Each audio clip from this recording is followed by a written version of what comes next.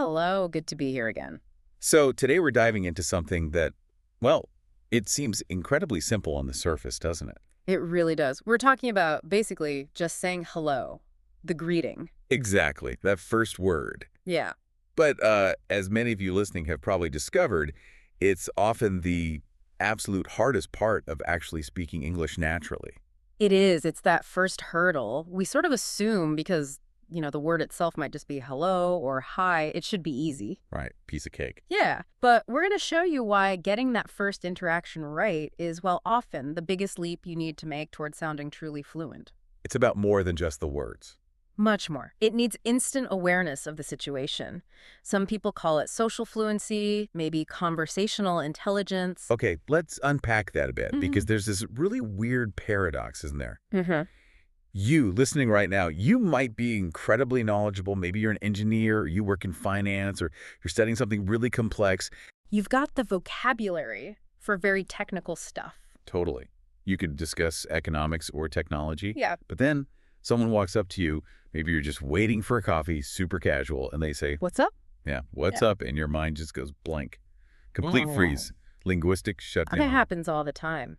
And that feeling, that freeze, it's almost universal for language learners. It really comes down to the fact that greetings are, well, they're less about knowing the dictionary definition and much more about understanding the social dance. The social dance. I like that. Yeah, that casual what's up. It's like the starting pistol for the conversation race. Huh. And making that first jump, from silence into actually talking, that's what people mean when they talk about breaking the ice. Ah, okay. Breaking the ice. And if you mess that up, if you stumble right at the start, Well, yeah. If you pause too long, or maybe you use the wrong kind of phrase, too formal, too informal, or even just your tone sounds a bit off, that little bit of awkwardness right at the beginning, it can set this sort of hesitant or confused mood. and that can totally knock your confidence for the whole rest of the chat, can it? It really can. Which is such a shame because, like you said, you might have amazing vocabulary ready to go. But that first stumble makes it harder to recover. Exactly. You've instantly set a tone that feels maybe negative or just unclear. And then getting back on track takes extra effort you shouldn't need to expend.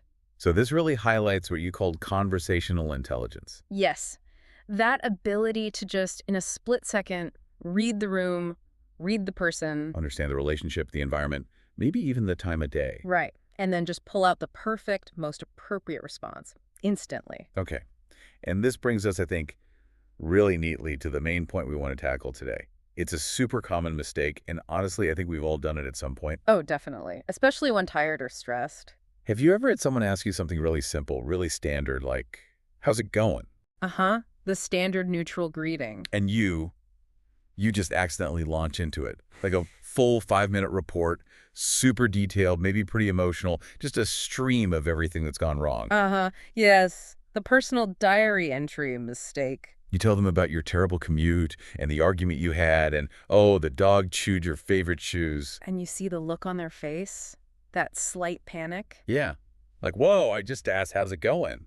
It's the classic example. They were expecting maybe a 5-second reply, max, and instead they feel like they've accidentally opened this, huge floodgate of personal information. It's that conversational friction again. They weren't asking for a therapy session. Not at all. They were just doing a quick social check-in, a little acknowledgement. It's a formality, isn't it? It's not usually a genuine request for your entire life story right then and there. Precisely. And that's where the confusion lies for so many learners. You're just not sure. How deep should I go? How honest should I be? How much detail is okay for just a simple, how are you? And getting that wrong, that mismatch between the expected quick, probably positive reply, and maybe the long, detailed, honest answer you give. That's what makes it feel unnatural, awkward for everyone. Yeah. So if that feeling sounds familiar to you listening, stick with us. We're going to break it all down. We'll look at the mechanics of English greetings, put them into clear categories. The goal here is to make those first maybe 10 seconds of any conversation feel easy, predictable, and actually boost your confidence. Right, so you can get it right, feel good about it, and then move smoothly into the rest of the conversation. Okay, so we've kind of established this isn't just about knowing the words, it's more like social navigation. Exactly. It's much more sociology than pure linguistics, in a way. So the first big idea we need to get clear on is what we actually mean by natural sounding. It's not just about having a perfect accent, is it? No, not at all. I mean, pronunciation is important, of course, but Hmm. when we talk about a natural greeting, we're really talking about appropriateness. Appropriateness. Love it. Does the greeting fit the situation? Does it fit the social context? And maybe most importantly, does it fit the relationship you already have with the person you're talking to? Right.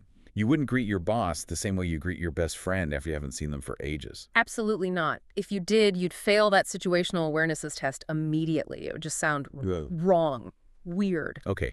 So, to help us make these decisions quickly, because greetings happen fast, right? You don't have time to think for ages. No, it's instant. You suggested we can put English greetings into, like, three main categories, three clear buckets, based on how formal they are. That's right. Having these categories helps organize things in your mind so you can react faster. We can think of them as formal, neutral, and informal. Formal, neutral, informal. Got it. Let's Mhm. start with formal, level 1. When do we need these? Okay, formal greetings. These are for situations where showing respect and maintaining a certain distance is really important. Think about professional settings, maybe a really important job interview or meeting a big client for the first time. Okay. High stakes. Yeah. Also, maybe interacting with strangers in official roles, like police officers, or perhaps addressing people you know are in positions of authority, or even elders you don't know well. It's about showing difference. And the actual phrases for this level, they're pretty standard, right? Very standard, highly structured, very safe. They're usually based on the time of day. Good morning, good afternoon, good evening. Can't go wrong with those. Pretty much never in a formal context. They're universally understood. They signal politeness and respect. Safe bet. Okay. Now, you mentioned something in the outline about a trap here, something called how do you do? Ah, yes. The classic how do you do trap. This phrase is, well, it's ultra formal, very polite, definitely steeped in tradition. Sounds quite old-fashioned now. You don't hear it much in everyday life anymore, do you? Very rarely. But you might still encounter it in extremely traditional settings, maybe certain very old-school legal firms or, I don't know, meeting royalty. Uh-huh. Okay. Unlikely for most of us, but good to know.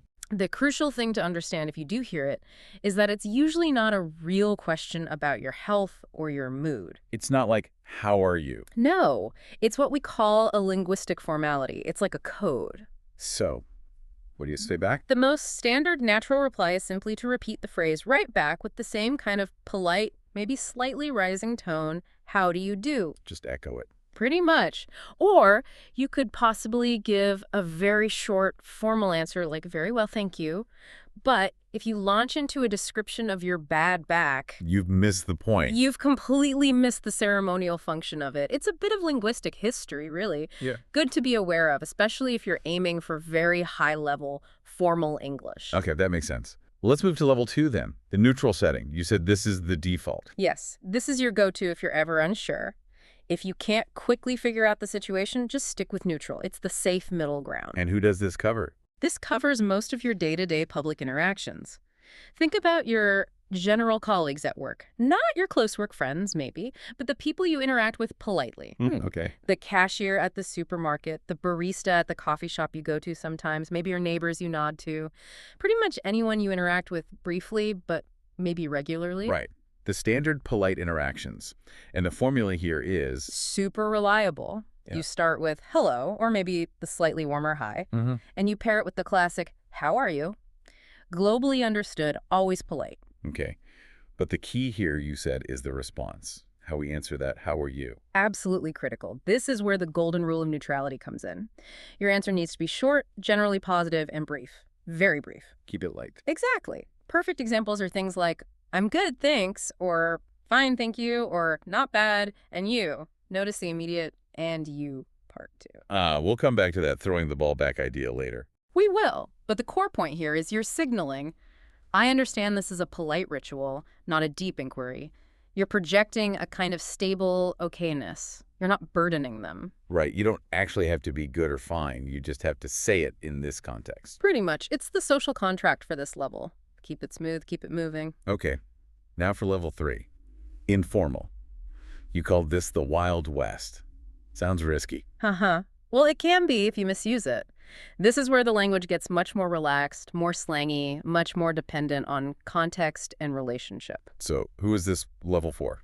Strictly limited use. Definitely. This is reserved for people you know really well, close friends, your immediate family members, maybe colleagues you have a very strong, established, friendly relationship with, people you see often and feel very comfortable with. So high trust, high familiarity. Exactly. Slang, inside jokes, very casual vibes are all normal here. And the phrases themselves. We mentioned what's up Yeah. earlier. Yeah, what's up is a prime example. Also things like, how's it going? Or even shorter, like, all right. In the UK, sometimes just, hey. Very short, very punchy. And often, crucially, non-literal. This is the bit that trips people up. Let's focus on what's up then. You said native speakers are never expecting a list of what you're doing. Honestly, almost never. Unless you're literally in the middle of painting your house and they walk in and ask, maybe then. Yeah. But generally, no. So what is this? It's just a social acknowledgement. It's like a verbal nod or a quick wave. I see you, I acknowledge you, we're cool. That's basically it. A verbal high five. I like that. Yeah. And the expected reply needs to match that lightness. Okay, so what are good replies to what's up? Super simple things like, not much, or nothing really, or even just firing it straight back, hey, what's up? Mirroring it again. Exactly. Or for something like the British, all right. The standard reply is often just, yeah, all right, or all right, you. Again, keeping it very brief, very reciprocal. So if someone says, what's up? And you start explaining your detailed plans for the afternoon. You've kind of missed the mark. You've overshared for the context. It signals you didn't quite get the casual, ritualistic nature of that specific greeting. And you mentioned regional variations here too, like, all right, or you hear howdy sometimes in the US. Yeah, language gets very local at this informal level. Howdy is interesting. It's just a super casual version of how do you do, Yeah. but completely stripped of all that old formality. Again, the reply should be simple and friendly. Okay, so wrapping up the three levels. Formal is for respect and distance. Use time-based greetings. Neutral is the default for most public interactions. Use hello, hi, how are you? And keep answers short and positive. Informal is for close friends. Use slang like what's up and keep replies equally brief and casual. That's a perfect summary. And sounding natural is all about mastering the art of picking the right level for the right person in the right place. When in doubt, Go neutral. always go neutral. Okay, we've talked a lot about the words themselves, choosing the right phrase for the right level. But now let's shift focus a bit. Let's talk about everything else that's happening during a greeting. Ah, yes. The nonverbal communication. Hugely important. I think sometimes, especially when you're concentrating hard on getting the grammar and vocabulary right, it's easy to forget that, well, your face and your voice are talking too. They really are, and often they're communicating much more strongly than the actual words you choose. Can you give an example? Sure. Imagine you deliver a technically perfect level 2 greeting. You say, hi, how are you? With beautiful pronunciation. Okay, sounds good so far. But you say it with a completely flat voice, no smile. Maybe you're looking down at your shoes or scrolling through your phone while you say it. Right. The words are polite, but the delivery isn't. Exactly. The nonverbal message completely cancels out the verbal one. It basically says, I'm saying these words because I have to, but I don't actually care, and I wish I wasn't talking to you. Ouch. Okay, so the nonverbal cues, the body language, the tone of voice, they have to match the intention behind the words. They have to align perfectly. If you're saying something polite or friendly, your nonverbals need to show that too. We talked about the small smile rule in the notes. Can you elaborate? Yeah, it's a simple but powerful idea. Even just a quick, small, genuine smile when you greet someone, it instantly communicates warmth, openness, makes you seem approachable. It lowers the barrier. It really does. It makes the other person feel more comfortable right away. It's crucial for that very first moment of connection. And what about the voice? You mentioned energy projection. Right. Think about when you greet someone you're genuinely happy to see, a good friend, maybe a colleague you really like. Huh? Your voice naturally tends to lift a little bit, doesn't it? It gets a bit higher in pitch, maybe a bit brighter in tone. We call that positive inflection. You sound pleased. Exactly. You're projecting positive energy. Now, contrast that with greeting someone with a completely flat, monotone voice. Even if the words are, great to see you, the monotone suggests boredom or maybe stress or just lack of interest. The energy doesn't match the words. Precisely. And that mismatch feels unnatural. This connects to something really interesting and maybe a bit challenging for learners from different backgrounds, this idea of a cultural expectation. in many English-speaking places. Yes. Particularly in places like the US, the UK, Canada, Australia, there's often this unspoken expectation to maintain a generally polite, reasonably upbeat front during these initial greetings and small talk. Even if you're having a terrible day. Even then, to some extent. We call it social grease sometimes. It just helps interactions run smoothly. So if an acquaintance asks, "How are you?" and you've actually just had the worst morning ever, what's the expected response? The culturally normal or expected response isn't usually the full, honest truth in that casual context. It's more likely to be something like, I'm okay, thanks. Or maybe, oh, surviving. Or hanging in there. Surviving or hanging in there, those are interesting. They hint at difficulty but still keep it light. Exactly. They acknowledge things might not be perfect, but they do it in a way that doesn't demand a deep dive or put the other person on the spot. It signals, I'm managing, let's keep this interaction light. This is really about avoiding TMI, isn't it? Too much information. Absolutely. The deep, dark, maybe depressing realities of life, we typically save those for people we're very close to, our family, our best friends, maybe a therapist. Right. Not for the person you just bumped into at the water cooler. Definitely not. Because when you emotionally dump, as they say, all your problems onto a casual acquaintance, you're essentially forcing them into a role they didn't sign up for. Like an unpaid therapist. Kind of. You're putting them in an awkward position, making them do unexpected emotional labor. It violates the unwritten rules of a casual chat. It's generally seen as socially inappropriate. So managing social expectations means keeping it relatively light and positive on the surface for these brief encounters. That's the general expectation in these cultures, yes. It's about maintaining comfort for everyone involved. Okay. But what about close friends? Surely the rules are different then. If I just say, "Hi, how are you?" in a neutral tone to my best friend who I haven't seen in months. That would sound weird. Yeah. Cold, even. Disinterested. Right. So for close friends, especially if you haven't seen them for a while, you need to change the energy. Completely. You need to ramp up the enthusiasm. Visibly, audibly. No. Well, physically, you might go for a hug or a warm handshake, maybe a friendly pat on the back, or even a playful punch on the arm, depending on your relationship. More physical contact. Yes. And verbally, you need warmer, more expressive language. Not just hello. You'd say things like, oh my gosh, it's so great to see you, or long time no see, how have you been? It feels like ages. You need that higher energy, that almost exaggerated happiness. Exactly. That's what sounds natural and appropriate in that specific context. Your face, your voice, your body language, everything needs to convey, I am genuinely thrilled to see you right now. That makes perfect sense. Yeah. The nonverbals have to match the relationship level too. They absolutely do. One more quick point on warmth using names.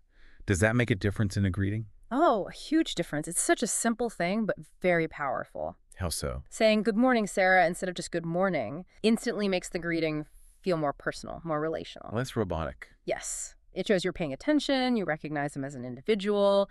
It signals respect and makes the connection feel more direct.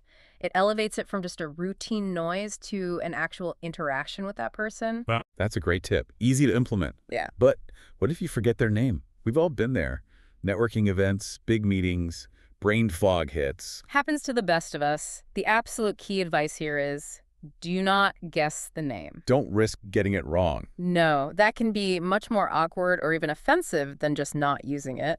The best strategy is to stick with a warm, friendly, neutral greeting. Like hello or great to see you. Exactly.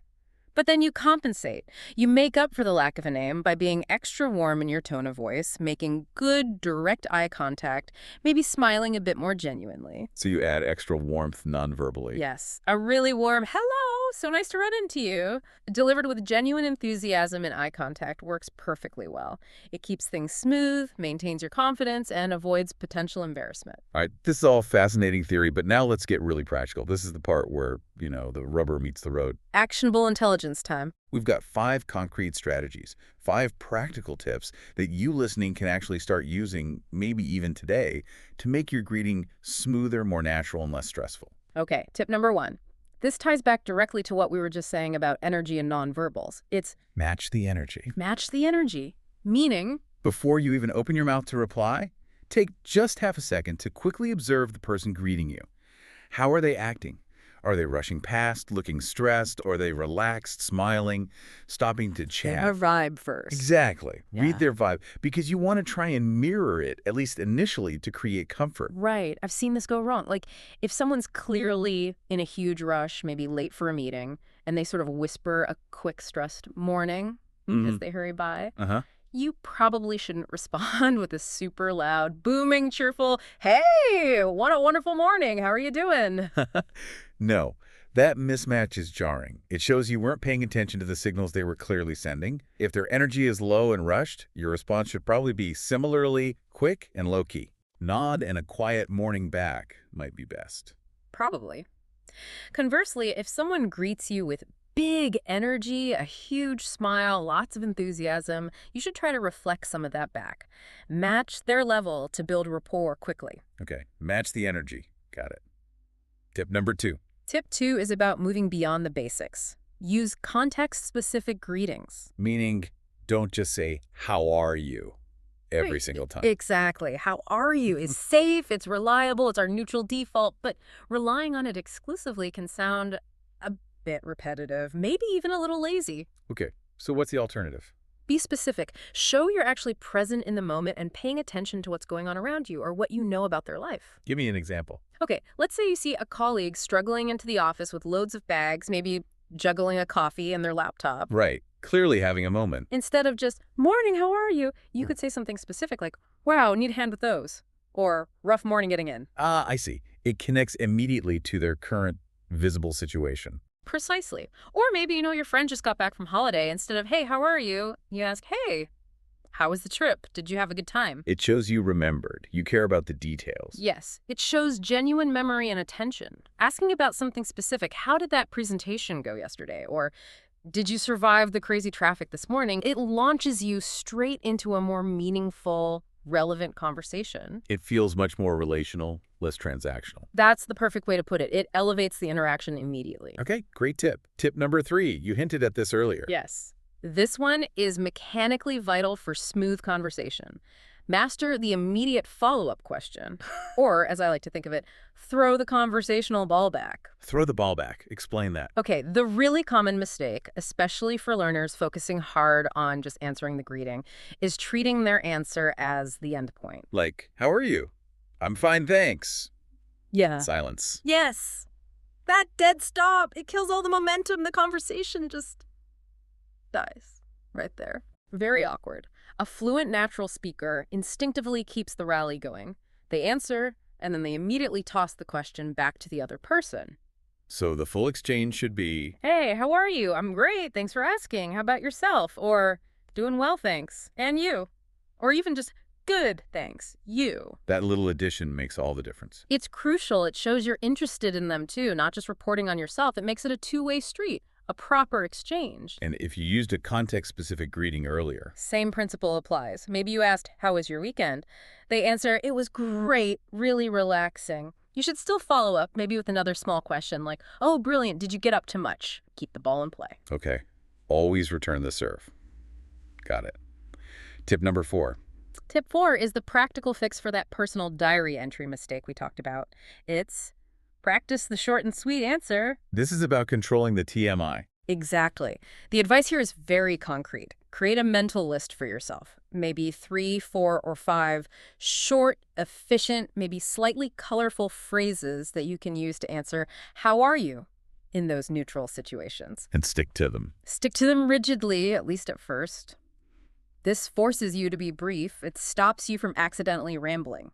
What are some good examples beyond just fine or good? You could use things like busy but good, or pretty good, thanks, maybe can't complain, or, as we mentioned, surviving or hanging in there for work context, keeping busy, or, oh, the usual. Works well. What about something like a bit hectic but getting there? Perfect. Using slightly more descriptive but still concise words like hectic or swamped adds a bit of personality and nuance without requiring a long explanation. It sounds very fluent. Okay, have a few short, safe answers ready to go. Excellent. And the last one, tip number 5. Tip 5 is about using your eyes and ears before you even speak. Observe and listen. Be a linguistic anthropologist for a moment. Uh-huh. Okay, Dr. Livingstone, I presume. Yeah. What am I looking for? Before you jump into a greeting, especially in a new environment or a group setting, just take a quick second to scan the room. How are other people interacting? How are they greeting each other? What specifically should I look for? Are people shaking hands, hugging, just nodding? Are they using first names or more formal titles like Mr. or Miss Wiss? Is the general noise level loud and boisterous or quiet and subdued? Ah, you're gathering data on the expected formality level. Exactly. That quick observation gives you vital clues about what's appropriate in that specific context right now. You wouldn't use loud slang and backslapping at a formal business lunch. And you wouldn't use "Good afternoon, Mr. Smith" at a super casual party with your friends. Precisely. Observing first helps you calibrate your own greeting to fit in seamlessly. It's like real-time language immersion, tuning into the social frequency of the room. So, the 5 tips again. Match the energy, use context-specific greetings, always throw the ball back with a follow-up question, practice your short and sweet answers, and observe the environment first. Nail those 5, and honestly, your confidence and fluency in starting conversations will go through the roof. That's a fantastic set of practical tools. Now, to add another layer, let's look at a few specific English phrases and idioms, the kind of language that really helps you sound more natural, more authentic, especially around starting and continuing connections. Yeah, moving beyond just the basic vocabulary into more idiomatic territory. Let's start with a really common and useful one, catching up. Catching up. Okay, what does that mean exactly? So catching up, or to catch up, is a verb phrase. It basically means spending time with someone you haven't seen for a while, specifically to share news, find out what they've been doing, and update each other on your lives since you last spoke properly. So it's more than just a quick greeting. Much more. It implies a longer, more focused conversation. It's often used after the initial quick greeting as a way to schedule that deeper interaction. How would you use it? You might bump into an old friend unexpectedly. You do the quick, enthusiastic greeting. Oh, wow, hi, long time no see. Then, if you're both busy, you might say, look, I've got to run now, but we should definitely grab a coffee and catch up properly soon. Ah, so it's like making a plan for a real conversation later. Exactly. It signals, I value our connection and I want to hear more than we have time for right now. It respects the brevity needed for the immediate greeting, but promises more later. Very useful phrase. Okay, catch up. Got it. Phrase number 2. You mentioned this one earlier too. To break the ice. Yes, to break the ice. This idiom is all about starting conversations in situations that feel a bit stiff or awkward. When everyone's feeling a bit shy or formal. Precisely. When there's that initial silence or tension in a room, maybe with people who don't know each other well, taking the initiative to say or do something that makes people relax and start talking, that's breaking the ice. So what kind of things break the ice?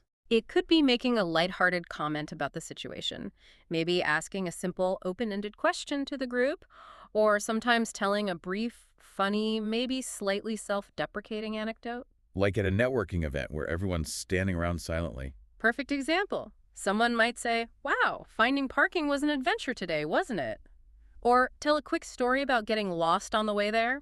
Something relatable and low pressure to get people talking. It's about overcoming that initial barrier to communication, making people feel comfortable enough to engage. That's exactly it. The goal is to warm up the atmosphere, make it less formal or tense. I told a joke to break the ice before the meeting started. Okay, that's a really useful one for social situations. Now for the third phrase, you suggested something a bit more unusual. How's tricks? Yes. How's tricks? This one is definitely on the very informal end of the spectrum. Level 3 territory. Sounds a bit quirky. What does it mean? It's basically just a very casual, slightly playful, maybe even a bit old-fashioned way of asking, how are things? Or how's everything going with you? Or what's new? So it's like, what's up? Yeah. But maybe sounds a bit more, I don't know, friendly or cheeky? Yeah, something like that. It's definitely colloquial. You might hear it between friends, maybe in certain regions more than others. It's not standard formal or even neutral English. So big caution sign here. Definitely don't use this with your boss or in a job interview. Oh gosh, no, absolutely not. Save this for people you have a very relaxed, informal relationship with, and maybe only if you've heard them use similar language. Okay. And if someone does say, how's tricks? Yeah. To you, how should you respond? Does it require a special answer? Not really special, but the response should match the informal, light tone. You wouldn't launch into a detailed report. Keep it short and sweet again. Exactly. Simple, non-committal, generally positive is best. You could just say, good, thanks, how about you? Or a really classic idiomatic response that fits perfectly is, can't complain. Ah, can't complain. That's another one of those phrases that isn't literal, is it? Not at all. It doesn't mean your life is perfect. It just means things are generally okay, nothing majorly bad to report in this casual chat. It signals you understand the lighthearted nature of the question. It fits the vibe. Perfectly. So, using idioms like catching up to plan conversations, knowing how to break the ice in awkward situations, and understanding the tone of casual questions like, how's tricks? And replies like, can't complain. These are the things that really add that layer of naturalness and fluency to your spoken English. Moving beyond the textbook into how people actually talk. That's the goal. Hmm. Wow, okay. We have really covered a lot today, haven't we? From just the word hello all the way to these complex cultural rules and idiomatic phrases. We definitely have. Hopefully everyone listening feels a bit more equipped now, a bit less likely to have that freeze moment when someone asks them, what's up? That's the idea, to give you the tools and the understanding to navigate those first crucial seconds of interaction with confidence. So let's do a quick recap. Boil it down to the absolute must-remember takeaways from today's deep dive. What are the essentials? Okay, essential takeaway number 1, context is king. Always, always think about the situation. Match your greeting style, your formality, your tone to the specific persons and place. Remember the huge difference between how do you do and hey, what's happening? Right. One size does not fit all. Takeaway number 2. Takeaway 2, greetings are social lubricants, not deep inquiries, especially those neutral how are you questions. Treat them as polite rituals. Keep your answers short, keep them generally positive or upbeat, and actively avoid TMI, too much information. Protect the social comfort level. Got it. Keep it light, keep it moving. Takeaway number 3. Number 3, keep the conversational momentum going. Don't just answer and stop. Always throw the ball back. Master that immediate follow-up question, and you, how about yourself? To make it a proper exchange and keep the conversation flowing smoothly. Crucial for avoiding awkward silences. And the final takeaway, number 4. Takeaway 4, expand your conversational toolkit. Don't just rely on, hello, how are you? Practice using those context-specific greetings that show you're paying attention. And start playing with some of those idioms we discussed, like arranging to catch up or knowing how to break the ice. Build your arsenal beyond the basics. Excellent summary. Context, keep it light, return the question, and build your phrase bank. That's pretty much it in a nutshell. So here's a little challenge for everyone listening. We want you to put this into practice. This week, just try to implement one new thing from today's discussion. Just one. Yeah, don't try to change everything at once. Pick one strategy. Maybe instead of your usual hello, you try a context-specific greeting like, how was your weekend? Or did you see that game last night? Or maybe you focus really hard on always adding that follow-up question, and you, after you answer, how are you? Or practice one of those short, sweet answers like, can't complain. Just pick one small thing and consciously practice it a few times this week. That's how these things move from being conscious effort to becoming automatic, natural habits. And please, don't be afraid to make little mistakes along the way. That's totally normal. Think of them as helpful feedback. Little signals showing you where you might need to adjust slightly next time. Absolutely. Every interaction is a chance to learn and refine. We really hope this breakdown makes that first step, just starting a conversation in English, feel a lot less daunting and much more achievable. We hope it helps you connect more easily and confidently. Thanks so much for joining us on the Deep Dive today. Yeah, thanks everyone. Go out there and practice those greetings. Bye for now.